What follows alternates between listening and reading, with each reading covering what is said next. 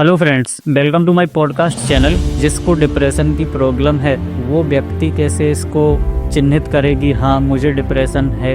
Depression हमारा जो psychiatry का विज्ञान कहता है उसके हिसाब से ये एक मेंटल डिसऑर्डर है। सपने हमको बहुत ज़्यादा वायलेंट आ रहे हैं तो हम समझ लें कि अच्छा हम ओवर थिंकिंग के शिकार हैं। कई बार महिलाओं में देखा जाता है, महिलाओं में बड़ा कॉमन है एब्यूज़, उनमें ये सपने आते हैं। कोई आपके साथ बहुत हृदय विदारक घटना हुई हो जिसके आप डायरेक्ट साक्षी बने हों, उनका भी रिफ्लेक्शन हो सकती है। बहुत सारे ऐसे लोग हैं जिनको ये लगता है कि वो इतना ओवर थिंकिंग कर रहे हैं कि वो सो भी रहे हैं तब भी उनका दिमाग चल रहा है। सपना जो है वो भी तो हमारे ब्रेन का ही प्रोसेस है, हमारे ब्रेन का ही वो एक फंक्शन है, उसमें ब्रेन एक्टिव है। नींद का मतलब ये नहीं है कि हम सो गए हैं मतलब हमारा ब्रेन कट हो गया है। आंकड़े आ रहे हैं कि पुरुष ज़्यादा सुसाइड कर रहे हैं, और जहाँ तक मेरी समझ है सुसाइड इंसान मेंटली बहुत ज़्यादा परेशान होता है तभी ही करता है। भारतीय समाज जो है पुरुषों के लिए बड़ा क्रूर है। हम पुरुषों को रोने की आज़ादी नहीं देते। जिन लोगों के ऊपर रिस्पॉन्सिबिलिटी है, क्या उनके ऊपर एक compulsory mental health checkup applicable होना चाहिए? ना केवल ओहदे बल्कि पूरे देश में एक मेंटल हेल्थ स्क्रीनिंग जैसा कंसेप्ट होना चाहिए। अगर कोई महिला प्रेग्नेंट है ना, तो उसको क्या थॉट रखने चाहिए या क्या थॉट अवॉइड करने चाहिए? हम गर्भावस्था में जो ज़्यादातर उनके ओवर थिंकिंग के कॉज रहते हैं कि अगर मेरी प्रेगनेंसी हुई तो उस समय क्या होगा, कोई सपोर्ट मिल पाएगा कि नहीं मिल पाएगा, ऐसे में वो बहुत सारी ओवर थिंकिंग की शिकार हो जाती है। Hello friends, welcome to my podcast channel. मैं प्रमेश जैन आपका अपने चैनल पे स्वागत करता हूँ। और आज हमारे साथ जो गेस्ट हैं वो हैं doctor Satyakant Trivedi. Doctor Satyakant senior consultant psychiatrist हैं। इसके साथ ही देश में जो भी समसामयिकी घटनाएं होती हैं जहाँ की हमें मेंटल एनालिसिस की ज़रूरत होती है, वहाँ भी डॉक्टर सत्यकांत त्रिवेदी अपनी राय रखते हैं। अलग अलग मीडिया चैनल्स में, अलग अलग न्यूज़पेपर्स में या सोशल मीडिया के थ्रू। और अगर डॉक्टर त्रिवेदी का ट्रैक रिकॉर्ड देखा जाए तो अब तक लगभग लास्ट 10 सालों में 1 लाख से ज़्यादा लोगों की हेल्प कर चुके हैं और भोपाल के बंसल सुपर स्पेशलिटी हॉस्पिटल में सीनियर साइकेट्रिस्ट के पोस्ट पर अभी सर हैं। तो सर वेलकम आपका हमारे पॉडकास्ट पे। थैंक यू प्रमेश, और मैं आपको धन्यवाद देना चाहता हूं कि आपने मेंटल हेल्थ से जुड़े हुए मुद्दे पर बात करने के लिए सोचा। आमतौर पर इसे बड़ा इग्नोर किया जाता है। इवन पॉडकास्ट चैनल्स में भी आप देखेंगे कि मेंटल हेल्थ पर सबसे कम डिस्कशन होता है। तो आप इसके लिए धन्यवाद के पात्र हैं कि आपने मुझे चूज किया कि मैं आपके पॉडकास्ट चैनल पर आऊं और बात करूं। तो सर एक्चुअल मैंने भी ये टॉपिक इसीलिए सोचा है क्योंकि ये ऐसा नहीं है कि इस टॉपिक पे बात नहीं होती। बात ना होना तो दूर की बात है, हम खुद ही इस चीज़ पे ध्यान नहीं देते स्वयं के लिए। जब हम खुद ही अपनी चीज़ों पे ध्यान नहीं दे रहे हैं तो हम ये एक्सपेक्ट क्यों करेंगे दूसरों से कि दूसरे बात करेंगे। तो इसीलिए मैं ये चीज़ या ये टॉपिक आपसे डिस्कस करना चाह रहा था।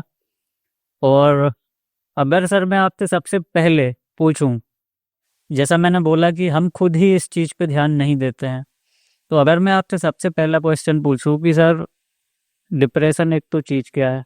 जब भी हम मेंटल हेल्थ की बात करते हैं तो डिप्रेशन जो आजकल सबसे फैंसी वर्ड है, तो डिप्रेशन एक तो ये किस चिड़िया का नाम है, और डिप्रेशन सच में किनको होता है, इसको हम कैसे पहचान सकते हैं, या कि जिसको डिप्रेशन की प्रॉब्लम है वो व्यक्ति कैसे इसको चिन्हित करेगी, हाँ मुझे डिप्रेशन है। और इसके अलावा सर जैसे मैंने बोला फैंसी वर्ड है, तो जिनको सच में डिप्रेशन है वो मानने के लिए रेडी नहीं है कि वो डिप्रेस्ड है, और जिनको नहीं है वो गाना गा रहा है कि मुझे डिप्रेशन है या मैं डिप्रेशन का शिकार हूँ जी। तो ये अवधारणा भी सर थोड़ी सी ब्रेक कीजिए। तो देखिए, आपका प्रश्न बड़ा वाजिब है और डिप्रेशन पर इस समय बात करना बहुत ज़्यादा ज़रूरी है। डिप्रेशन हमारा जो साइकियाट्री का विज्ञान कहता है उसके हिसाब से ये एक मेंटल डिसऑर्डर है, प्रॉपर डिसऑर्डर है, जिसे वर्षों के शोध के आधार पर डायग्नोस किया गया है। उसके कुछ क्राइटेरियाज बनाए गए हैं कि ये लक्षण फुलफिल करेंगे तो वो व्यक्ति को डिप्रेशन मानसिक रोग है या नहीं।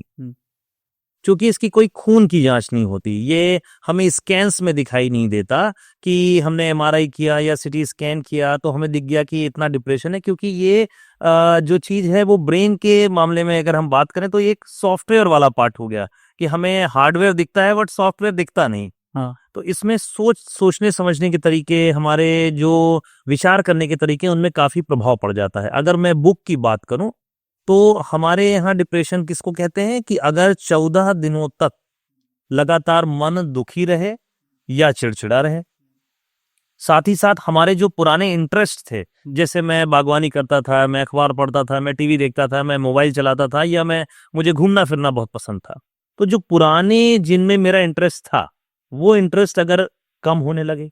तीसरा इंपॉर्टेंट फीचर, आसक्ति का अनुभव होना, मुझे किसी काम में मन ही नहीं लग रहा है कि यार ये मैं करूं, ऐसा लग रहा है कि करना चाहिए बट मैं कर नहीं पा रहा हूं, जिसे हमारी भाषा में एनर्जिया कहा जाता है, आसक्ति का अनुभव। तो ये 3 जो हैं डिप्रेशन के कोर फीचर्स होते हैं, और ये 14 दिनों तक अगर ज्यादा है तो हम उसे डिप्रेशन, जो एक सिंड्रोमल डायग्नोसिस है, वो नाम देते हैं।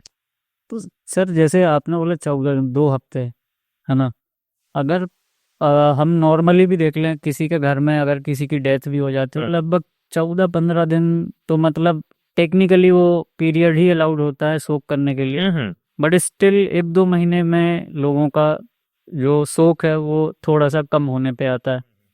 तो मतलब सर ये जो 14 दिन आपने बोले हैं, ये नॉर्मल लाइफ के 14 दिन है या कोई भी बड़ा सदमा हो गया हो और उससे लोग 14 दिन मनाने लगे? आपने बहुत बढ़िया प्रश्न किया यहाँ पर। तो हमें ये देखना होगा कि जो हमारे रोजमर्रा में जो घटनाएं होती हैं उससे रिलेटेड जो दुख है वो डिप्रेशन नहीं है। जो आपने मेरे से एक बड़ा प्रश्न पूछा कि जो व्यक्ति चिल्ला रहा मैं डिप्रेस्ड हूँ, तो डिप्रेशन का जो आमतौर पर समाज में अवधारणा है वो एकदम डिफरेंट है। हर दुख डिप्रेशन नहीं है। तो आमतौर पर समाज ये मानता है कि अगर मैं दुखी हूं तो मैं डिप्रेस्ड हूं। इसलिए मैंने कहा कि हमारी मनोचिकित्सा का जो डिप्रेशन है उसको अलग ढंग से परिभाषित किया गया है और वो वर्षों के शोध पर आधारित है। तो अगर आपको कोई लॉस हुआ हो, किसी परिजन का लॉस हुआ हो, कोई फाइनेंशियल लॉस हुआ हो, उससे रिलेटेड जो सैडनेस है, जरूरी नहीं कि वो डिप्रेशन एक डिसऑर्डर की क्राइटेरियाज को फुलफिल करे। जैसा कि मैंने आपको बताया प्रमेश की 3 जो हैं इसके प्रमुख क्राइटेरिया हैं। इसके साथ ही साथ स्लीप डिस्टर्बेंसेस है, जैसे कि तड़के नींद बहुत जल्दी खुल जाती है, नकारात्मक विचार आते हैं, खुद को नुकसान पहुंचाने के विचार आते हैं, व्यक्ति खुद को दोषी महसूस करता है कि उसके आसपास जो भी बुरा हो रहा है उसके लिए वही रिस्पॉन्सिबल, मैं ही बुरा व्यक्ति हूँ, मेरे ही पुराने कर्मों का नतीजा है, मैंने ही कुछ पिछले जन्म में पाप किए होंगे जिसकी वजह से ऐसा हो गया। एक गिल्ट सा भी बना रहता है। और सबसे इंपॉर्टेंट बात है, ये हमारे रोजमर्रा की जिंदगी को, हमारे जो दैनिक कार्य होते हैं, मेरा ऑफिस का काम है, मैं स्टूडेंट हूं तो मेरी पढ़ाई का काम है,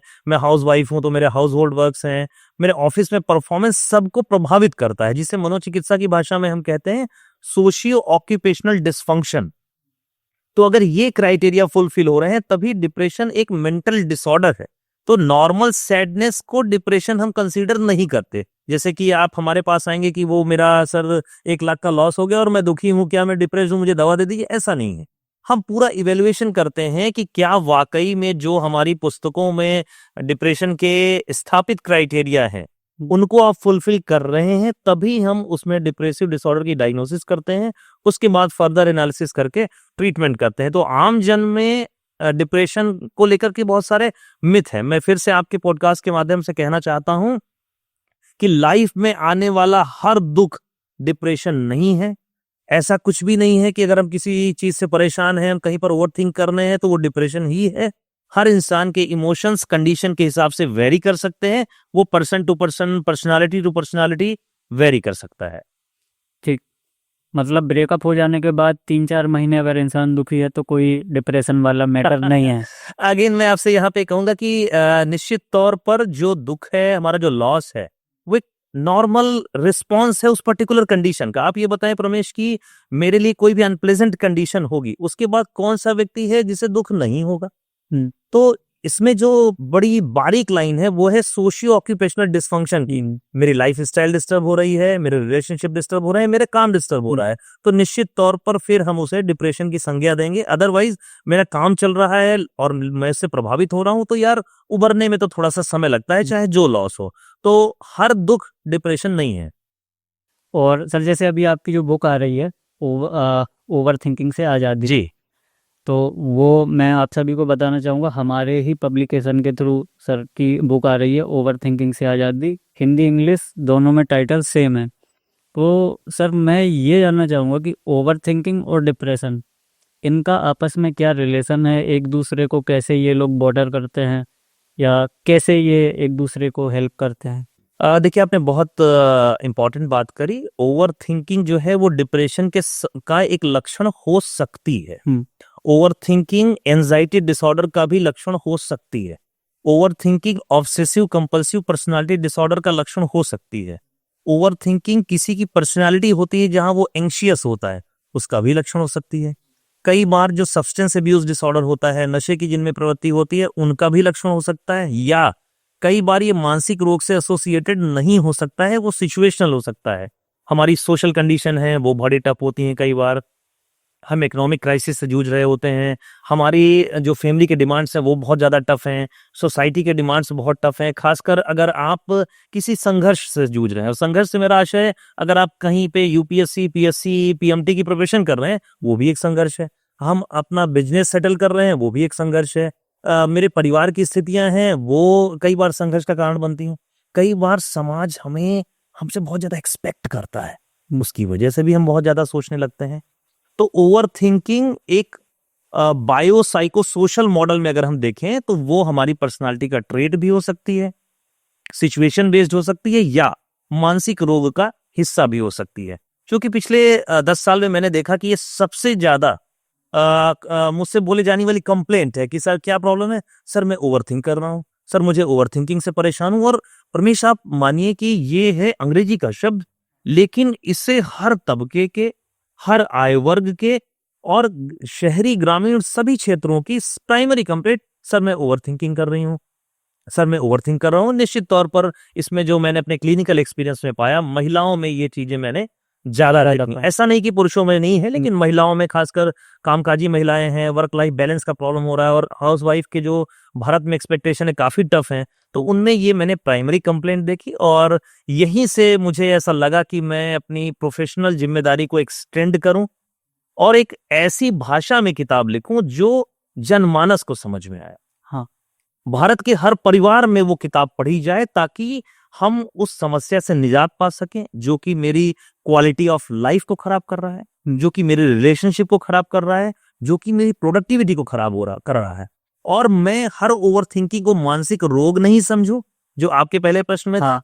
और अगर मानसिक रोग है तो उसे समझ करके मैं प्रोफेशनल हेल्प ले सकूं, तो मुझे एक साइंटिफिक मार्गदर्शिका आम जन के लिए देनी थी, जो कि मुझे लगता है कि मेरी एक जिम्मेदारी का विस्तार कह सकते हैं, जो मैंने सोचा। बिल्कुल। और मैं भी फिर इसमें कुछ थोड़ा सा ऐड करना चाहूँगा कि जिन्होंने भी वो बुक टाइप की है, सबसे पहले तो वो काफ़ी स्वस्थ फील कर रही हैं बुक पढ़ने के बाद। जी, मेरे लिए कॉम्प्लीमेंट है। टाइप करते करते उन्होंने जब लाइक आपने बोला या उन्होंने टाइप किया या आपने लिख के दिया सी टाइप्ड, तो उस ड्यूरेशन के बाद वो भी अपने आप को काफ़ी हेल्दी महसूस कर रही हैं जी और मेंटली। जी और उन्होंने बाकी के हमारे स्टाफ को भी सर्कुलेट की है जी कि आप एक एक बार थोड़ा थोड़ा पढ़ के देखें। तो कोई ऐसा रीडिंग हैवी नहीं है, 2-3 दिन में आप इजीली अगर चाहें स्वस्थ दिमाग से पढ़ें तो बुक ख़त्म हो जाएगी। और एक चीज़ सर मैं आपकी तारीफ भी करना चाहूँगा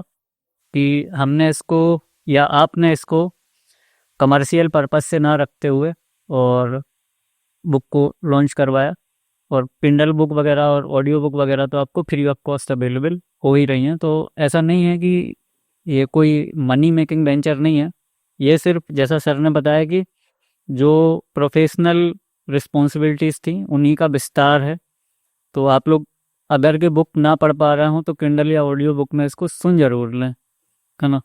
तो सर अब बुक से आगे बढ़ते हैं। जो आपने बीच में एक टॉपिक छेड़ा था महिला और पुरुष वाला, जी इसके ऊपर भी मैं आऊँगा, लेकिन उसके पहले मैं बस ये जानना चाहूँगा, आपने बोला कि लोग सपने भी लगभग वैसे देखते हैं या कुछ। तो सर जिन लोग की शिकायत होती है या बहुत सारे ऐसे लोग हैं जिनको ये लगता है कि वो इतना ओवर थिंकिंग कर रहे हैं कि वो सो भी रहे हैं तब भी उनका दिमाग चल रहा है, सोते सोते दिमाग चल रहा है, इवन कि कुछ लोग सोते टाइम बोलने भी लगते हैं। और भी डिसऑर्डर देखा जाए बड़ा तो कुछ लोग सोते सोते चलने भी लगते हैं, है ना। तो अगर हम सिर्फ इसकी बात करें कि लोगों को ये लग रहा है कि वो गहरी नींद में भी सोच रहे हैं, तो सुबह से वो उसको सपना कंसीडर कर लें या कि वो सच में सोच रहे थे, है ना। देखिए इम्पोर्टेंट बात यह है कि सपना जो है वो भी तो हमारे ब्रेन का ही प्रोसेस है, हमारे ब्रेन का ही वो एक फंक्शन है, उसमें ब्रेन एक्टिव है। नींद का मतलब ये नहीं है कि हम सो गए हैं मतलब हमारा ब्रेन कट हो गया है। बेसिक बात ये है कि हमारी मेटाबॉलिक रेट चेंज होती हैं, ब्रेन के फंक्शनिंग डिस्टर्ब चेंजेस होते हैं, लेकिन इसका ये मतलब नहीं कि ब्रेन कट हो जाता है। तो जो सपने हैं वो हमारे आंतरिक संघर्षों को ही व्यक्त करते हैं। मेरी जागती हुई जिंदगी में जो मेरी लाइफ में चल रहा है उसका एक कई बार वो रिफ्लेक्शंस होते हैं कि मेरी लाइफ में क्या चल रहा है। आपने बात करी, ऐसा लगता है कि वो सोए नहीं। मेरी पास इस समय बड़ी कॉमन कंप्लेंट है कि सर मैं सो तो 7-8 घंटे रहता हूँ, मेरी नींद अच्छी आ रही। फिर मैं उनसे प्रश्न पूछता हूँ, क्वालिटी कैसी? सो के उठने के बाद आपको फ्रेश महसूस होता है? बोलते हैं नहीं सर, ऐसा लगता ही नहीं कि सोए। मैं उनसे पूछता हूँ कि यार तुम मुझे बताओ, लास्ट बार कब लगा था कि यार मैं सो के उठ रहा हूँ, बहुत अच्छा लग रहा है, बड़ा फ्रेश फील हो रहा है? हाँ। तो बोलते हैं सर ये तो सालों से नहीं लगा।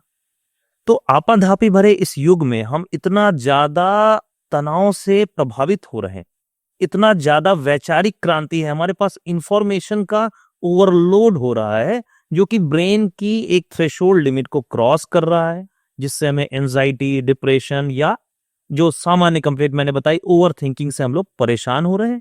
तो ये हमारे स्लीप के आवर्स को भी परेशान कर रहा है और स्लीप की क्वालिटी को भी प्रभावित कर रहा है। सर ये जो सपने हैं ये ओवर थिंकिंग के कारण ही आ रहे हैं। नट सेल में अगर बोलें तो कैसे बोल सकते हैं? बिल्कुल कहीं ना कहीं बहुत सारी थेरीज हैं, चाहे वो फ्रायड की हो, कार्ल यंग की हो, तो सभी का जो निचोड़ है वो यही है कि हमारे आंतरिक संघर्षों को, अनफुलफिल्ड विशेस को, करंट लाइफ में जो प्रॉब्लम्स चल रही हैं उनको डिनोट कर सकते हैं सपने। उसको अगर हम डिकोड करें तो कहीं ना कुछ हमारी आंतरिक दबी हुई ख्वाहिशों को ही वो बताते हैं। तो सर जिनको सपने नहीं आते हैं इसका मतलब वो ओवर थिंकिंग नहीं कर रहे हैं क्या? इसको 100% मान लिया जा सकता है कि निश्चित तौर पर देखिए यहाँ पर ये कहना तो गड़बड़ होगा, लेकिन अगर हमें सपने आ रहे हैं या नहीं आ रहे हैं, जरूरी नहीं है कि ये किसी मानसिक रोग का ही संकेत हो। लेकिन जो कई बार सपनों के कंटेंट है हमें परेशान कर रहे हैं तो उनकी एनालिसिस जरूर की जा सकती है। लेकिन अगर हम ये कह रहे हैं किसी को सपने नहीं आ रहे हैं मतलब वो 100% मानसिक रोग से मुक्त है, ओवर थिंकिंग से मुक्त है, तनाव से मुक्त है, तो ये कहना सही नहीं है। दोनों ही चीजों में सपने अगर आ रहे हैं तो इसका ये भी मतलब नहीं है कि आप मानसिक रोगी हैं या आप मानसिक रूप से परेशान हैं। नहीं आ रहे हैं तो इसका ये भी मतलब नहीं है कि आप स्वस्थ ही हैं। तो सर ऐसे हम समझेंगे कैसे सर? जैसे सपने हमको बहुत ज़्यादा वायलेंट आ रहे हैं तो हम समझ लेंगे अच्छा हम ओवर थिंकिंग के शिकार हैं। कुछ तो ऐसी लाइन होगी ना सर, अच्छा इस तरीके के सपने आते हैं तो हमें मेंटली डिस्टर्ब्ड हैं हम अपने, जब हम जग रहे थे उस लाइफ में, इसलिए हमको सोते हुए इस तरीके का सपना आया। तो सर ऐसा कुछ तो भी साइन देखिए हुआ ना? आपने एक बात बड़ी अच्छी कही कि जो सपने का कंटेंट है हमें परेशान कर रहा है। मैं बार बार आपके पॉडकास्ट में एक शब्द बोल रहा हूँ, सोशियो ऑक्यूपेशनल डिसफंक्शन। मेरा कंफर्ट जोन, मेरी जो जागती हुई जिंदगी है उसकी वजह से कितना परेशान हो रही है। इतने डरावने सपने हैं कि मेरा दिन में मन नहीं लग रहा है काम करने में, मेरी नींद प्रभावित लग रही है, ऐसा लग रहा है कि मैं सोया ही नहीं। तो फिर हम उसकी डीप डाउन एनालिसिस करते हैं कि रोजमर्रा की जिंदगी में क्या चल रहा है, कहीं कोई पास्ट ट्रॉमा का असर तो नहीं है, कोई एब्यूज तो नहीं हुआ, मेंटल एब्यूज, फिजिकल एब्यूज। कई बार महिलाओं में देखा जाता है, महिलाओं में बड़ा कॉमन है एब्यूज, उनमें ये सपने आते हैं। कोई आपके साथ बहुत हृदय विदारक घटना हुई हो जिसके आप डायरेक्ट साक्षी बने हों, उनका भी रिफ्लेक्शन हो सकती है। तो ये बहुत डीप एनालिसिस के बाद पता चलता है कि उसके कॉज क्या हैं। लेकिन हम क्लियर कट तुरंत ये नहीं कह सकते कि ये सपना आया तो आपको ये मानसिक रोग है। पूरी एनालिसिस के बाद ही हम उसको चिन्हित कर सकते हैं, समझ सकते हैं। बड़ी लंबी प्रोसेस होती है। तो सपना आना एक पार्ट है लाइफ का। जी हाँ, पार्ट है और स्लीप साइकिल का, हेल्दी स्लीप साइकिल का पार्ट है। और फिर सपने को डिकोड करेंगे आप जी, अब आप बता पाएंगे कि ये बेसिकली ओवर थिंकिंग का पार्ट था या नहीं था, है ना? ठीक है। तो सर अब जैसे मैं महिला और पुरुष वाले टॉपिक पे आना चाह रहा हूँ, उसके पहले बस एक सोलो महिला वाले टॉपिक पे आते हैं जी। कि अगर कोई महिला प्रेग्नेंट है ना, तो उसको क्या थॉट रखने चाहिए या क्या थॉट अवॉइड करने चाहिए, और उसके आसपास की जो भी सराउंडिंग्स में लोग हैं, चाहे फैमिली हो, ससुराल हो, मायके हो, हस्बैंड हो, उनको क्या बिहेव करना चाहिए उसके साथ ताकि उसकी मेंटल सिचुएशन ठीक रहे। और इस सब के साथ साथ जो भी उसके दिमाग में टेंशन है, ओवर थिंकिंग है या डिप्रेशन है, तो बच्चे की मेंटल हेल्थ पे क्या इम्पेक्ट हो रहा है इससे? आपने बहुत सेंसिटिव टॉपिक पे बात करने का सोचा कि हमारे यहाँ जो गर्भावस्था है वहां पर मानसिक स्वास्थ्य काफी इग्नोर्ड है। अब यहाँ पर आप देखिए कि सरकारों ने ध्यान देना शुरू किया है कि ये भी हेल्थ असेसमेंट का एक हिस्सा होना चाहिए। अदरवाइज प्रेगनेंसी का मतलब हमारे लिए भी क्या होता था, न्यूट्रिशन, हाँ। कि भाई आयरन का इंजेक्शन लेना है, जिसमें पोषक तत्व हो वो चीजें खानी है, ये ध्यान रखना है। लेकिन मेंटल हेल्थ का लोग ख्याल नहीं रखते थे। प्रेगनेंसी का जो मेंटल हेल्थ है वो बहुत ज्यादा इम्पैक्ट डालता है, न केवल गर्भावस्था की तैयारी में, गर्भावस्था के दौरान, और साथ ही साथ पोस्टमार्टम, डिलीवरी के बाद के मानसिक स्वास्थ्य को भी प्रभावित करता है। ऐसा देखा गया है कि जो महिलाओं का मेंटल सपोर्ट कम होता है, चाहे वो मायके पक्ष से हो, ससुराल पक्ष से हो, पति के द्वारा हो, घर वालों के द्वारा हो, मायके के द्वारा हो, अगर सोशल सपोर्ट में कमी आती है तो उन महिलाओं में देखा गया है कि एंजाइटी, डिप्रेशन, साइकोसिस, ब्लूज के मामले ज्यादा होते हैं। अगर महिला को प्रॉपर सपोर्ट मिल रहा है, खासकर मेंटल सपोर्ट है, साइकोलॉजिकल सपोर्ट है, वो मिलता है, तो ऐसी महिलाओं में जो मेंटल हेल्थ संबंधी समस्याएं हैं वो काफी कम होती हैं।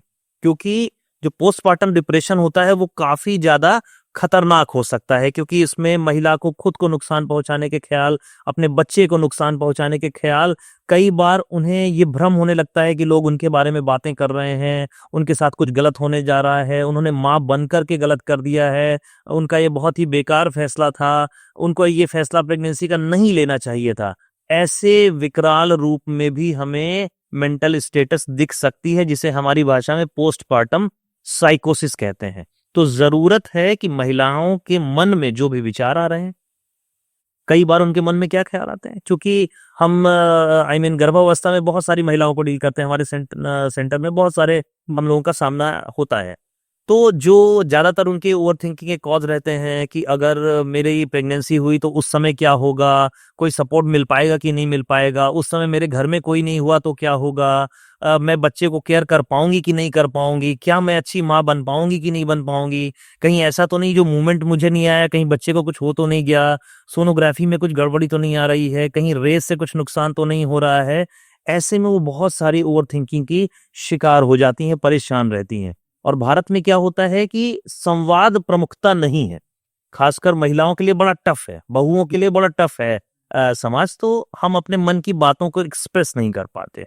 तो ऐसे में क्या होता है कि हम अंदाजा लगाते हैं कि आप मेरे बारे में ये सोच रहे होंगे, उससे रिलेशनशिप भी और खराब होते हैं। तो मानसिक स्वास्थ्य की एक रिस्क वाली कंडीशन है प्रेगनेंसी। तो ऐसे में ये अंदाजे लगाना, ठीक से अपनी बातों को व्यक्त न करना, इसको और फ्लेयर अप कर देता है। तो जरूरत है कि महिलाएं अपने जो संबंधी हैं उनसे अपने मन की बात व्यक्त करें। योगा, प्राणायाम, ध्यान, अच्छी नींद, अच्छे लिटरेचर, अच्छे टीवी सीरियल्स, जो भी एक सकारात्मक माहौल बन सकता है वहां पर बनाना चाहिए। फिर भी अगर लक्षण आपको लग रहा है कि बहुत दुख बहुत ज्यादा बढ़ रहा है, आपकी नींद बहुत ज्यादा अव्यवस्थित है, आपको ऐसा लग रहा है कि आप बहुत बेकार डिसीजन ले लिया है, आप अच्छी मां नहीं बन पाएंगे, ऐसे विचारों से घिरे हैं, तो आप अपने गायनेकोलॉजिस्ट से जरूर ये एक्सप्रेस करें। और साथ ही साथ मेंटल हेल्थ स्पेशलिस्ट से मिलने में भी आपको संकोच नहीं करना चाहिए। कई बार दवाओं के डर से, कई बार उनको लगता है कि हमारे बच्चे को कहीं नुकसान तो नहीं हो जाएगा, साइकेट्रिक सलाह से, इसकी वजह से भी वो अवॉइड करते हैं। तो मुझे लगता है ये बिल्कुल नहीं करना चाहिए, क्योंकि जैसा कि परमेश ने पूछा कि बाद में क्या प्रभाव पड़ सकता है, अगर आपका मेंटल हेल्थ खराब होगा तो सबसे इंपॉर्टेंट जो प्रॉब्लम आता है, बच्चे और मदर के बीच में जो अटैचमेंट जो इश्यूज हैं वो आगे की लाइफ में आने की संभावना रहती है। तो इसलिए आपकी प्रेगनेंसी में आपका मेंटल हेल्थ बेहद आवश्यक है, न केवल आपके लिए, साथ ही साथ परिवार की डायनेमिक्स बनाए रखने के लिए, बच्चे के हेल्थ के लिए। इसलिए अपने मेंटल हेल्थ पर जरूर ध्यान दें। ओके सर, तो जो अभी आपने बताया कि भारतीय समाज में बहुओं को उतना मौका नहीं मिल पाया है अपनी बातें बोलने का, जी, लेकिन सर मैं रियल लाइफ देख रहा हूँ तो कुछ अभी एक उल्टे आंकड़े से आने लगे हैं जब से ये अतुल सुभाष का केस हुआ, या ये और भी वेरी केस हो रहे हैं। आंकड़े आ रहे हैं कि पुरुष ज़्यादा सुसाइड कर रहे हैं। और जहाँ तक मेरी समझ है, सुसाइड इंसान मेंटली बहुत ज़्यादा परेशान होता है तभी ही करता है ना। मतलब मेंटली वो इतना डिस्टर्ब है कि उसका दिमाग उसको रोक भी नहीं पा रहा है कि नहीं, डोंट डू इट। तो सर सुसाइड तो पुरुष ज़्यादा कर रहे हैं, है ना। तो ये कौन सी स्थिति है, क्योंकि सर जिस समाज में हम रहते हैं, जो इतिहास हमने पढ़ा है, उस पूरे इतिहास में पुरुषों को इतना ग्लोरीफाई किया गया है। उनकी मेंटल स्टेट को, मेंटल हेल्थ की तो कहीं बात है नहीं, बट जो उनकी मेंटल स्टेट है, ये पुरुष को कोई एक्सप्लेनेशन की ज़रूरत नहीं है। महिलाओं को एक्सप्लेनेशन की ज़रूरत होती है, पुरुषों ने दिया भी है, समझाया भी है, सब चीज़ें। बट जब हम आंकड़े देखते हैं तो पुरुषों ने ज़्यादा सुसाइड किया है सर। तो ये थोड़ा सा आप इसके बारे में। कंट्रोवर्शियल बात है ना। तो आपने बड़ा इंपॉर्टेंट प्रश्न यहाँ पर पूछा। तो इसके पीछे जो लॉजिक है वो ये है कि भारतीय समाज जो है पुरुषों के लिए बड़ा क्रूर है। हम पुरुषों को रोने की आजादी नहीं देते, हम उनको उनकी अभिव्यक्ति की आजादी नहीं देते। कैसे? उनके ऊपर मर्द होने का एक ठप्पा लगा करके आपको घूमना है। क्योंकि अगर आप रोए तो आपको लड़की की संज्ञा मिलेगी, आपको कमजोर इंसान की संज्ञा मिलेगी, आपको मानसिक रोगी कहा जा सकता है, आपको लूजर कहा जा सकता है। तो उस प्रतिष्ठा को बचाए रखने के लिए, अब इसके पीछे रूट कॉज क्या है? पितृसत्तात्मक सत्ता है, जहां पर पुरुष को हीरो बनना है। तो वो जो हमें तमगा हीरोगिरी का मिला हुआ है, उसके भी डिसएडवांटेजेस हैं, जहां पर आपको ये तमगा बना करके रखना है। तो ऐसे में हम जो है वो एक्सप्रेस नहीं कर पाते, पुरुष एक्सप्रेस नहीं कर पाते। और कई बार जो सोसाइटी के प्रेशर होते हैं, इकोनॉमिकल प्रेशर होता है, रिलेशनशिप को लेकर के प्रेशर होता है, आपने अतुल जी की बात करी, तो वहां पर भी यही मुद्दा है कि पुरुषों को अपने भावों को व्यक्त करने की आजादी नहीं मिल पाती, उनको प्रॉपर सपोर्ट सिस्टम नहीं मिल पाता, और सही समय पर मेंटल हेल्थ से जो रिलेटेड सहायता है वो प्राप्त नहीं करते। या कई बार स्टिग्मा रहता है कि लोग मुझे क्या कहेंगे कि यार ये तो साइकियाट्रिस्ट के पास में गया है, ये तो कमजोर हो गया। तो ऐसे में पुरुषों के आत्महत्या के मामले काफी ज्यादा हैं। इसलिए जो आंकड़ों की हम बात करें तो महिलाओं में आत्महत्या के प्रयास ज्यादा हैं, लेकिन पुरुषों में जिन आत्महत्या के प्रयासों का रिजल्ट मृत्यु होता है वो ज्यादा है। और पुरुष ज्यादा घातक मेथड का इस्तेमाल करते हैं खुद को नुकसान पहुंचाने में, इसलिए उनका जो आत्महत्या के प्रयास से मृत्यु दर है वो काफी ज्यादा है। तो जरूरत है कि इसके जो सामाजिक पहलू हैं उन पर सोसाइटी काम करे, और पुरुषों को भी ये समझना होगा कि ये अपने भावों को व्यक्त करना, उसमें सही समय पर हेल्प लेना, अपनों से बातचीत करना, ये मजबूती की निशानी है। दुर्बल इंसान कभी भी रो नहीं सकता, क्योंकि रोने के लिए भारत जैसे देश में बहुत बड़ा कलेजा चाहिए। तो ये एक लाइफ स्किल है, अपने भावों को व्यक्त करना, कुछ भी गलत नहीं है। फिर भी अगर आपके मन में आत्महत्या के विचार आ रहे हैं, खुद को नुकसान पहुंचाने के ख्याल आ रहे हैं, आप लूजर फील कर रहे हैं, तो नजदीकी मनोचिकित्सक से मिलने में कतई परहेज न करें। और साथ ही साथ जो आपके नियर डियर हैं उनसे भी आप अपनी बात एक्सप्रेस करके हेल्प को और एक्सटेंड कर सकते हैं। हालांकि भारतीय समाज में उन पुरुषों की हेल्प कैसे करनी है हमें ये भी नहीं पता है। अगर आप बोलेंगे कि मेरे अंदर नकारात्मक विचार आएंगे, मैं कहूंगा अरे कोई मतलब नहीं है यार, तुम कोई मूवी देख लो, आज चलो शाम को अपन चाय पीने चलते। ऐसे में काम नहीं होता। आपको एक तरीका होता है कि हम मानसिक रूप से परेशान व्यक्ति की हेल्प कैसे करें। सर कभी आपके पास ऐसा हुआ है कि कोई पेशेंट आया हो और आपने सोचा वो अच्छा हुआ यार तू आज आ गया, नहीं 2-3 दिन में तू बस सुसाइड करने ही वाला था? रमेश, ऐसा अक्सर होता रहता है कि एक बहुत समय जब आप क्लिनिकल प्रैक्टिस करते हैं ना, तो पेशेंट्स की बात सुन करके, उनके थॉट कंटेंट को देख करके एक हाई इंडेक्स ऑफ सस्पिशन आ जाता है कि यार इसमें पोटेंशियल है। कई 1-2 बार हमने पेशेंट लूज भी किए कि हमने घर वालों को समझाया कि इन्हें ट्रीटमेंट की जरूरत है, और घर वालों ने कहा कि नहीं हम तो बस ऐसे ही लाए थे, इसमें दवाओं की बिल्कुल जरूरत नहीं होती, क्योंकि दवाओं को लेकर के बहुत मिथ है। हाँ। ईसीटीज हैं, दवाएं हैं, इनका बड़ा इंपॉर्टेंट रोल होता है सुसाइड प्रिवेंशन में। हमारे मेडिकल साइंस में कई ऐसी दवाइयां हैं जो आत्महत्या के विचारों को काफी हद तक कम कर सकती हैं, और लाइफ सेविंग मेडिकेशन है। तो कई 1-2 लोग ऐसा है जिन्होंने एक्सेप्ट ही नहीं किया ट्रीटमेंट, क्योंकि उनके दिमाग में दवाओं को लेकर के मिथ था। तो मैंने अपनी इस किताब में दवाओं को लेकर के मिथ पर भी बहुत बात की है, क्योंकि ये हमारे लिए एक बड़ा पीड़ादायी होता है। मुझे पता है कि इस इंसान को इस दवा की अभी बहुत ज्यादा जरूरत है, उसकी जान बच सकती है, बट समाज का कंसेप्ट नहीं है। समाज को क्या लगता है कि अगर कोई वेंटिलेटर में है, किसी को हार्ट अटैक आया है, किसी को पैरालिसिस हुई, तभी उसकी जान जा सकती है। वो ये नहीं समझता कि डिप्रेशन जो है वो अच्छा खासा एक ऐसा रोग है जो मृत्यु का एक बहुत बड़ा कारण है, और आत्महत्या मृत्यु का एक ऐसा कारण है जिसको 100% रोका जा सकता है, जहां पर प्रिवेंशन संभव है। तो हमारी सलाह की कई बार लोग नहीं मानते, और वहां पर वो मेडिकेशन नहीं लेते, और कई बार बड़ा अनफॉर्चुनेट इंसिडेंट्स हमें फिर सुनने को मिलता है। तो ये भी मिथ है कि हमें ट्रीटमेंट लेने से बहुत नुकसान हो जाएगा। बहुत लोग बड़ा शक सा करते हैं, हाँ। कलंकित सा महसूस करते हैं कि उनके ऊपर टैबू लग जाएगा कि वो साइकियाट्रिस्ट से इलाज ले रहे हैं।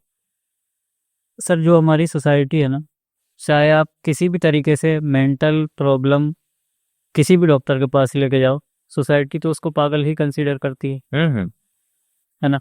इवन कि हम कोर्ट केसेस में भी देखते हैं जहाँ के या तो वाइफ या हस्बैंड लगा रहा होता है पिटीशन में कि ये मेंटली डिस्टर्ब्ड है, ये साइकेट्रिस्ट के पास जाते हैं, ये इनका पर्चा है ना।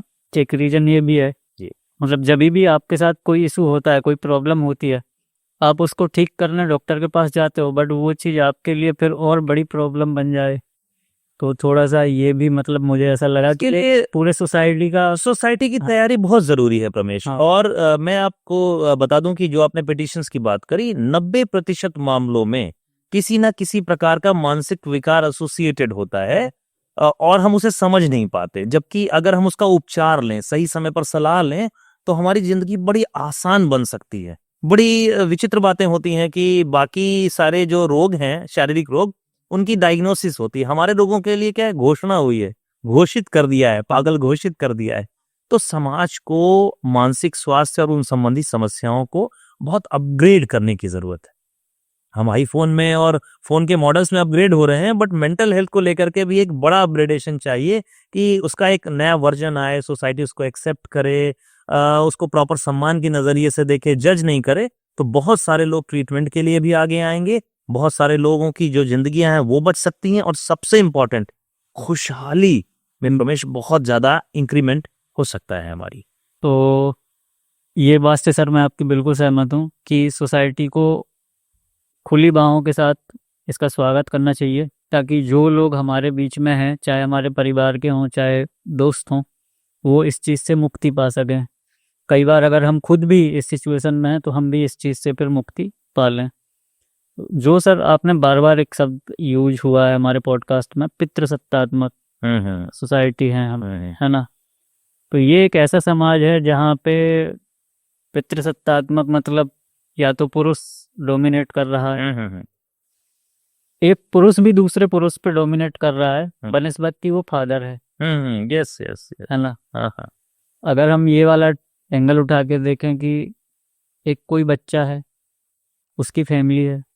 अब बच्चा है तो फैमिली से मेरा मतलब है कि पेरेंट्स हैं। तो पेरेंट्स भी तो सर काफ़ी हद तक बच्चों को मेंटल हेल्थ डिस्टर्ब करने के रिस्पॉन्सिबल हो सकते हैं। बहुत इम्पोर्टेंट बात है ये भी। और चूंकि अब किताब पे आपने डिस्कशन किया है, यहाँ पर हमारी एक चैप्टर में मैंने एक पेशेंट का जिक्र किया है, और सभी पेशेंट्स का मैंने बदले हुए नामों से जिक्र किया है। वो उनके घर में सब कुछ खुशहाली थी, लेकिन जो रूट कॉज था प्रॉब्लम का वो था पेरेंटिंग।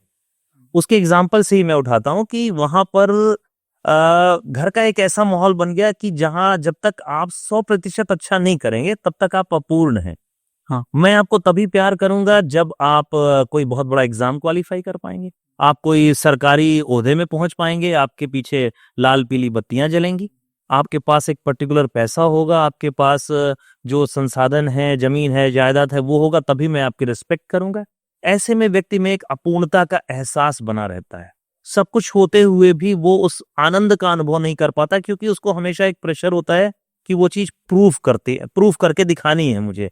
पेरेंट्स मेरे तब खुश, पेरेंट्स हमारे मॉडल हैं, उनकी प्रशंसा हमारे लिए बहुत मैटर करती है। अब बचपन से उन्होंने ये क्राइटेरिया फुलफिल कर दिया कि ये करोगे तब हम तुम्हें प्यार कर रहे हैं, तब हम तुम्हें पसंद कर रहे हैं। तो ऐसे में बच्चा जो है वो एक विकृति के रूप में जन्म ले लेता है। उसके पर्सनालिटी में बहुत सारे ऐसे फ्लॉ हो जाते हैं कि उसको सब कुछ हासिल करना है, तब वो उनका अटेंशन पा सकेगा। साथ ही साथ हमारे यहाँ जो उम्र प्रधानता है, अस्तित्व वर्सेस उम्र प्रधानता, अगर मैं आपसे बड़ा हूं तो मैं आपको कुछ भी कह सकता हूं, हाँ। और अगर मैं आपका पिता हूं, माता हूं, तो मैं ईश्वर हूं और जो मैं कह रहा हूं वही सही। तो कई बार हम इस अहंकार के चलते हम ये समझ नहीं पाते कि हम बच्चों के साथ अच्छा ना करके बल्कि और उन्हें डैमेज कर रहे हैं। उनके अंदर एक ऐसा इंसान बना रहे हैं जो आजीवन खुश नहीं रहने वाला है, सिर्फ अपनी पेरेंटिंग की वजह से। विडंबना का विषय ये है कि उनको ये भी नहीं पता होता, उन्हें ऐसा लगता है कि वो सही कर रहे हैं, उन्हें पता ही नहीं होता कि यार वो ही डैमेज कर रहे हैं। तो ऐसे बहुत सारे लोग हमारे पास आते हैं 30 साल, 40 साल, 50 साल की उम्र में, जहां पर रूट कॉज पेरेंटिंग मिलता है। तो इसमें हमें बहुत ज्यादा अपडेट करने की जरूरत है। स्मार्टफोन के साथ मैं बार-बार उसी का एग्जांपल दे रहा हूं, पेरेंटिंग में भी एक जबरदस्त अपडेट की जरूरत है कि आज की जो सोसाइटी है, तो बच्चे को पहले एक इंसान समझा जाए, ना कि अपनी इच्छाओं की पूर्ति करने का एक साधन। खासकर मेरी अनफुलफिल्ड विशेज हैं, उनको मैं बच्चे के थ्रू पूरा कर रहा हूँ। सर ये जो आपने बताया कि पेरेंट्स का क्या रोल होता है, ये सब चीज़ें, तो ये मिडिल क्लास फैमिलीज में होता है या हर एक उसमें होता है? पहले तो आप बस मुझे एक लाइन में इसका जवाब देना ताकि मैं अगला क्वेश्चन पूछ पाऊँ। ये इंसानों में होता है, इर्रिस्पेक्टिव ऑफ किस क्लास को आप बिलोंग करते हैं, कौन सा आपका तबका है, उच्च तबका है, मिडिल आय वर्ग है या निम्न आय वर्ग है। हाँ। ये इंसानों की समस्या है, क्योंकि ये स्वभावगत, व्यक्तिगत और जो पेरेंटिंग है उससे जुड़ी हुए मुद्दे हैं, तो ये सभी में होते हैं। मतलब अंबानीज के बच्चों को भले मलेरिया डेंगू कभी ना हुआ हो या ना हो पाए, क्योंकि उनके आसपास इतना प्रोटेक्शन ही है, जी, बट ये प्रॉब्लम हो सकती है। निश्चित तौर पर जो संक्रामक बीमारियां हैं, हाइजीन से रिलेटेड है, जल जनित समस्याएं हैं, हो सकता है कि उसमें आपका तबका, आपका लाइफ स्टाइल मैटर करे। बट चूंकि मैंने बताया कि मानव और स्वभाव को तुम नहीं हटा सकते, तो जहां जहां पर मस्तिष्क है, ब्रेन है, मन है, भावना है, चेतना है, वहां वहां पर ये सबको हो सकता है, इरिस्पेक्टिव आपका क्या क्या आर्थिक स्तर है, आपने पढ़ाई लिखाई कहाँ तक करी है, आपको कितने लोग जानते हैं कि आप सेलिब्रिटीज हैं। किसी को भी मेंटल हेल्थ से रिलेटेड समस्याएं हो सकती हैं, कोई भी ओवर थिंकिंग से जूझ सकता है, कोई भी डिप्रेशन, एंजाइटी से जूझ सकता है, और बहुत सारे सेलिब्रिटीज ने प्रमेश खुलासा भी किया है। खुलासा शब्द का भी उपयोग मैं क्यों क्यों कर रहा हूं, क्योंकि ये एक सनसनीखेज मुद्दा है। और जितने ज्यादा सेलिब्रिटीज लोग अपने मानसिक स्वास्थ्य के बारे में खुलकर के बातें करते हैं, उतना लोगों को प्रेरणा मिलती है कि मैं भी इस समस्या से जूझ रहा हूं, क्योंकि मेरा सेलिब्रिटी भी तो जूझ रहा है, तो एक एक्सेप्टेंस बढ़ता है। बहुत फेमस जो भारतीय हीरोइन हैं, उनके एक्सेप्टेंस के बाद उन्होंने जिस तरीके से प्रचार किया, उसमें काफी ज्यादा परिवर्तन लाया लोगों की सोच में।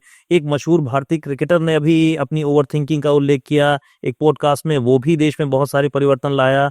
कई सारे सेलिब्रिटीज अब खुल करके सामने आ रहे हैं, और इसका भी जिक्र ओवर थिंकिंग से आजादी जो बुक है, हाँ। मैंने उसमें किया हुआ है कि कौन से सेलिब्रिटीज ने अपनी किन मानसिक संघर्षों को खुल करके बताया, और उसके बाद देश पर काफी इम्पैक्ट पड़ा। लोगों को लगता है कि हम भी उस समस्या का समाधान ले सकते हैं, उससे हम उबर सकते हैं। तो मेरा आपके पॉडकास्ट से अपील भी है कि अपने मानसिक स्वास्थ्य संबंधी समस्याओं को एक्सप्रेस करना, उनको साझा करना कहीं से कहीं तक कलंक का विषय नहीं है। पता नहीं आपके कौन से मानसिक संघर्ष की गाथा किस व्यक्ति की जान बचा सके, आपको अनजाने में न जाने कितने लोगों की जान बचाने का सौभाग्य भी प्राप्त हो सकता है। अपने मानसिक संघर्षों, उनको जूझ करके निकलने, उनको उपचार लेने के बारे में मोटिवेट करके। तो मतलब ये ऐसा नहीं है कि गरीबों की समस्या है और हर क्लास के लोगों को ये समस्या इजीली हो सकती है, और पैसा इसका कोई सॉल्यूशन नहीं है। पैसे बिल्कुल कहीं से कहीं तक सॉल्यूशंस नहीं हो सकते। मतलब अगर कि कोई अमीर है या उसके पास पैसा आ जाए या आ रहा है, तो दैट डजंट मीन कि उसको ये सब प्रॉब्लम ना हो। बिल्कुल नहीं, मैं इसे बड़े सामान्य भाषा में और रोचक तरीके से अपने आमजन को समझाने के लिए करता हूँ कि मेंटल हेल्थ के प्रिवेंशन के लिए पैसा जो है वैक्सीन नहीं है, कि हमने ये वैक्सीन लगा ली तो आपको ये रोग नहीं होगा। तो पैसा कोई वैक्सीन नहीं है, आपका ओहदा कोई वैक्सीन नहीं है कि आपके पास ये है तो आपको डिप्रेशन, एंजाइटी, ओवर थिंकिंग जैसी समस्याएं, स्ट्रेस है, सिजोफ्रेनिया है, एडीएचडी है, ये नहीं हो सकता। ऐसा कुछ भी नहीं है, सभी समस्याएं हो सकती हैं। ओके। और सर एक चीज़ और मैंने देखी है कि कई बार लोग जब लाइफ में सक्सेसफुल होते जाते हैं, किसी ओहदे पे पहुंच जाते हैं या कुछ अचीव कर लेते हैं, तो बड़ा एक खाली खालीपन महसूस होता है, क्योंकि सफलता आपको जहाँ ले जाती है वहाँ अकेलापन भी होता है ना? तो इस सिचुएशन में इंसान क्या करे, क्योंकि अब उसके पास में सर एक बोझ और होता है कि मैं ये हूँ, अब उसको वो बोझ भी कैरी करना है, और सफलता ने उसको जिस पॉइंट पे ले जाके बिठा दिया है वहाँ वो अकेला बैठा है। बॉस अपने केबिन में अकेला बैठेगा और कोई उसके पास, ज़्यादातर लोग बात करने के लिए अवेलेबल नहीं हो पाते हैं लूज टॉक्स के लिए, लेकिन एम्प्लॉयज़ जो हैं वो बाहर बैठे हैं और आपस में लूज टॉक भी हर 10-15 मिनट में थोड़ा थोड़ा हो जाता है, जो कि मेंटल हेल्थ के लिए तो काफ़ी अच्छा है जी। तो सफलता आपको जिस बिंदु पे ले जाके छोड़ती है वहाँ अकेलापन भी बहुत होता है सर, तो इस चीज़ से कैसे निपटा जाए? देखिए, इसके भी रमेश कई पहलू हैं। ये पर्सन टू पर्सन वेरी करता है। आपको बहुत सारे लोग सफलता के शिखर पर ऐसे मिलेंगे जो बहुत विनम्र हैं, जिनका सोशल सर्कल बहुत तगड़ा है, लेकिन आम तौर पर जो धारणा है वो ये है कि हमारे अंदर एक मैं की एंट्री होती जाती है, एक अहंकार की जब एंट्री होती है तो वहां पर अकेलापन बढ़ता जाता है। दूसरे कई बार ये फैक्टर होते हैं कि हमारे जो सगे संबंधी, हमारे दोस्त यार होते हैं, उनको ऐसा लगता है, उनके अंदर एक इनसिक्योरिटी की भावना आती है, ईर्ष्या द्वेष की भावना भी जन्म लेती है, जो कि मानवीय गुण है, जिसकी वजह से वो भी आपसे दूरियां बनाने लगते हैं। तो मुझे ऐसा लगता है कि समय समय पर हमें अपने व्यवहार को मांझते रहना चाहिए। जैसे वो अपन कपड़े धोते हैं, हाँ, हम ये देख लें कि कहीं ऐसा तो नहीं है कि जो मैं अचीव कर रहा हूं उससे मेरे सोशल कनेक्शंस टूट रहे हैं, उससे मेरे बातचीत करने वाला, अपने मन की बातें कहने वाले लोगों की संख्या में कमी आ रही है, उसके पीछे कहीं मेरा कोई व्यवहार रिस्पॉन्सिबल तो नहीं है, कहीं मेरा अहंकार आने तो नहीं आ रहा है, कहीं ऐसा तो नहीं कि मैंने अपने व्यवहार से इतनी इनसिक्योरिटी क्रिएट कर दी हो कि मेरे से लोग कटने लगे हों। तो मुझे ऐसा लगता है कि जो सफलता है वो केवल मटेरियलिस्टिक नहीं होनी चाहिए। हमें ये भी देखना है कि मेरे सोशल कनेक्शंस कैसे हैं, मेरे दोस्त यारों का साथ कैसा है, मैं कितना टाइम है वो स्पेंड कर रहा हूँ अपनी लेजर एक्टिविटीज में, ये भी बहुत इंपॉर्टेंट है। जैसे अभी देश के एक बहुत बड़े उद्योगपति ने परसों कहा कि 90 घंटे काम करना चाहिए। तो मुझे ऐसा लगता है कि 90 घंटे। जी हाँ, एक हफ्ते में 90 घंटे मैं काम तो- करना चाहिए। तो मैं एक साइकियाट्रिस्ट के रूप में इसका पुरजोर विरोध करता हूँ, इस बात से मैं असहमत हूँ। मुझे ऐसा लगता है कि वर्क लाइफ बैलेंस बहुत इंपॉर्टेंट है, क्योंकि एक हद के बाद जब हम काम करते हैं तो हमारी प्रोडक्टिविटी भी कम होती है। इसको एक दूसरे एंगल से भी देखें कि अगर मैं 24 में से 22 घंटे काम कर रहा हूं तो कहीं ना कहीं एक दूसरे व्यक्ति के अवसर को भी कम कर रहा हूं। हाँ, मैंने तो एक काल्पनिक मॉडल सोचा था कि देश में कैसे खुशहाली आए और ज्यादातर लोगों को रोजगार मुहैया हो। ये मेरा खुद का रचित एक मॉडल मैं समझता हूं कि ऐसा होना चाहिए। फॉर एग्जाम्पल, मैं 8 घंटे काम कर रहा हूं और मैं 4 घंटे काम करूं और मुझे उस 4 घंटे के उचित पैसे मिले जहां पे मेरा जीविकोपार्जन और मेरी इच्छाएं पूरी हो सकें।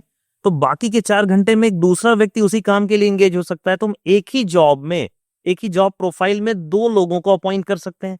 तो ना केवल इससे हम रोजगार भी दे पाएंगे, साथ ही साथ वर्क लाइफ बैलेंस होगा।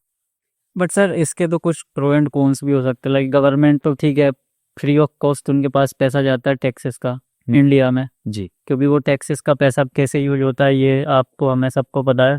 आपको भी बहुत टैक्स आता होगा, बदले में आपको सर्विस क्या मिलती है वो भी आपको मालूम है। लेकिन सर प्राइवेट सेक्टर के लिए तो ये कठिन हो जाएगा ना सर, सेम सैलरी, मतलब सैलरी का तो पूरा उनका अमाउंट ही डबल हो जाएगा। नहीं, मैं वही बात कर रहा हूँ, पर मैं जो मेरा इसमें व्यक्तिगत सुझाव है ना कि जो सैलरी का है एक परसेंटेज कट करके, मैं सेम सैलरी पर नहीं कह रहा हूँ कि डबल बर्डन नहीं डाल रहा हूँ। आपको एक मॉडल हमने बना दिया, एक 8 घंटे का मॉडल, एक 4 घंटे का मॉडल है। 4 घंटे के मुझे इतने काम के पैसे मिल रहे हैं, 8 घंटे के मुझे, मैं चूज कर सकता हूँ। लेकिन अगर हम ऑप्शन देना शुरू करेंगे तो लोग इस बारे में सोचेंगे कि मेरे लिए क्वालिटी ऑफ लाइफ कितना ज्यादा मैटर करती है। सर मैं आपको इसकी एक केस स्टडी बता सकता हूँ। मेरे यहाँ ठीक ठाक नंबर ऑफ एम्प्लॉयज़ आ चुके हैं या काम कर रहे थे। कुछ लोग का क्या होता है सर, अगर उनको संडे को वाइफ को शॉपिंग कराने नहीं ले जाना है तो वो संडे को बोलेंगे कि हमारी ड्यूटी लगा दो, भले हमको एक्स्ट्रा पेमेंट मत कीजिए लेकिन हमको ड्यूटी लगा दो, है ना। अगर आप 8 घंटे 10 घंटे 12 घंटे काम कर भी रहे हो, मैं इस चीज़ को सपोर्ट नहीं कर रहा हूँ कि 12 घंटे काम, 8 9 10 घंटे में एक एम्प्लॉय की प्रोडक्टिविटी इतनी ही होती है। आप कोई अपने घर में बैठ के उस कंफर्टेबल माहौल में 16 घंटे काम कर ले रहा है तो ठीक भी है, उसको चलता है, क्योंकि वो हर 10-15-20 मिनट में अपने फैमिली से इंटरेक्ट हो जाता है, यस यस तो वो एक एनर्जी बनी रहती है। लेकिन आप ऑफिस में बैठ के काम करेंगे 8-9 घंटे से ऊपर, पॉसिबल नहीं होता। तो मैं जो बोलना चाह रहा हूँ कि लोग अगर ज़्यादा टाइम तक एंगेज्ड हैं काम करने के लिए, तो वो खर्चा कम करेंगे। तो काम ही इसके लिए करते हैं ताकि वो खर्चा कर पाएँ, है ना? अगर आप उनकी सैलरी ही कम करवा देंगे तो बचे हुए टाइम में वो खर्च क्या करेंगे सर? नहीं, पूंजीवाद चाहता है कि हम उसके गुलाम बने। पूंजी के सर्कुलेशन के लिए जरूरी है कि हम ज्यादा काम करने के आर्स को महिमा मंडित करें, ताकि परमानेंट जो पूंजी का फ्लो है वो बना रहे। लेकिन हम लोग क्या समझते हैं कि वर्क लाइफ बैलेंस, हमें यही नहीं पता है कि हम कर क्या रहे हैं। हमने एक माइंडसेट बना लिया है कि सफल होने की क्या परिभाषा है। अगर हम 12 घंटे 16 घंटे काम कर रहे हैं, हमने कोई ये एसेट बना लिया, वो एसेट बना लिया। लेकिन मुझे ऐसा लगता है कि उम्र के एक पड़ाव में हमें ये रियलाइज होता है कि ये चीजें बहुत ज्यादा जरूरी नहीं थी। हाँ।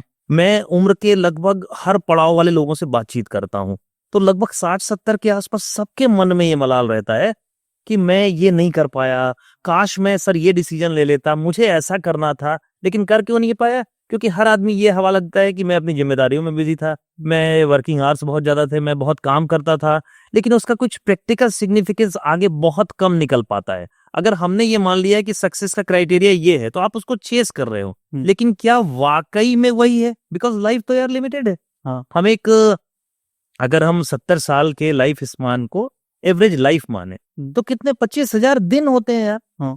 25,000 दिन को हमें कैसे चैनलाइज करना है, तो इसमें मुझे लगता है बहुत चेतना की आवश्यकता होती है।